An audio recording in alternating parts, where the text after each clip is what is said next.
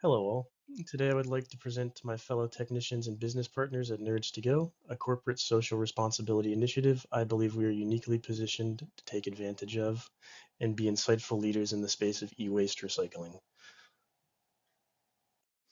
To begin, I would like to define what e-waste actually is. It is a rather broad definition, but it can best be described as any electrical component or electronic appliance that has been discarded by its original user and is no longer wanted.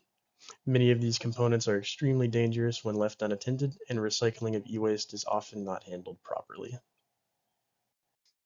As electronics are now an essential part of our lives, e-waste is accumulating at a rapid pace. The World Health Organization provides a harrowing statistic. In 2022, an estimated 62 million tons of e-waste was produced globally. Only 22.3% was documented as formally collected and recycled. E-waste is one of the fastest growing contributors to solid waste worldwide. It is also considered hazardous waste as it contains many toxic materials. Even if recycled, it can still produce toxic chemicals if done improperly. Exposure to toxins are unlikely to be encountered when devices are still in use, but when discarded, they are subject to many unethical practices that contaminate the environment. Some observed, but not limited to, are stripping of coatings, acid baths, and open burning.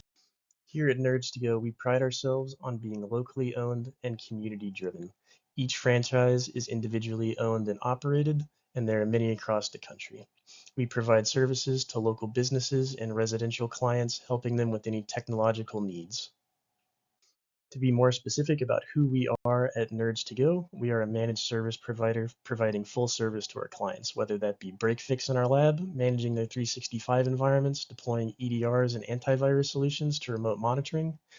We also do full network installs and security updates for clients. With Microsoft's recent sunsetting of Windows 10 and the push for all users to go to Windows 11, many machines have been left behind arbitrarily and are unable to run Windows 11, contributing to large amounts of e-waste that we personally have seen on a lot of our business clients' sites. Many machines that are otherwise usable are now garbage.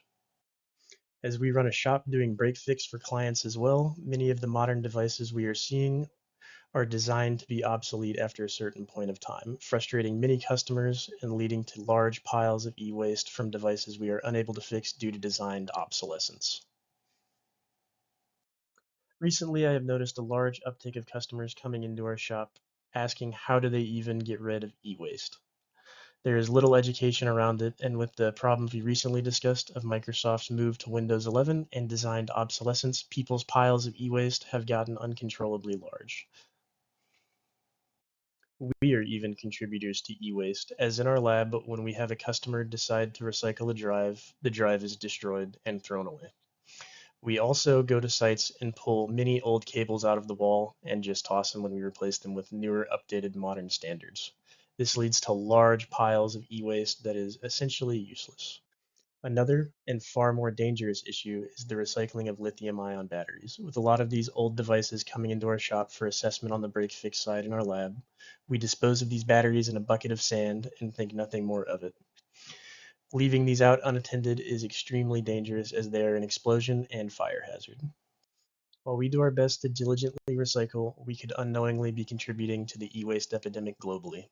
Many unscrupulous e-recycling companies just send all of their waste to third world countries where there are less strict safety standards and they use much more harmful methods to extract raw materials from the e-waste. Thankfully, we are uniquely positioned as an MSP provider with the Break Fix Lab to refurbish equipment for sale to cut down on our footprint for e-waste, focusing on repairing old electronics and installing alternative operating systems to get them up and running is a great strategy to cut down on our footprint and reduce e-waste globally. As we are a one-stop shop for many of our clients and their sole point of contact for all things IT, they look to us to be leaders in this space. We can leverage this unique position to be leaders in recycling initiatives in our community. This is a great way to have social accountability in our community, getting our face out there and cutting down everyone's footprint on e-waste.